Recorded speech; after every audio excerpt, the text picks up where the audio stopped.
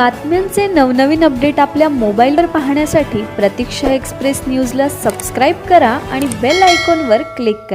पंढरीतील अणीनगर येथील संदीप दशरथ भाऊंचे कुटुंब सकाळीच देवदर्शनासाठी मार्गस्थ झाले. एका पिकअपमध्ये हे कुटुंब आणि त्यांच्या शेजारील एक कुटुंब असे मार्गस्थ झाले होते. परंतु देवदर्शन होऊन परतताना त्यांच्यावर काळानं घाला घातला. परतीच्या मार्गावर माळशिरस तालुक्यातील तांदळवाडी इथं आल्यावर वाहन चालकाचा गाडीवरील ताबा सुटला आणि पिकअप रस्त्याच्या खाली असलेल्या विहिरीत जाऊन पडले.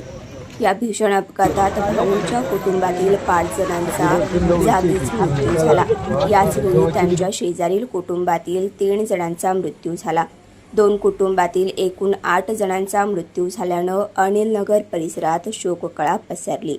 या कुटुंबातील इतर काही जणांवर पंढरपूर येथील पाटील हॉस्पिटल इथं उपचार सुरू असल्याची माहिती मिळाली आहे.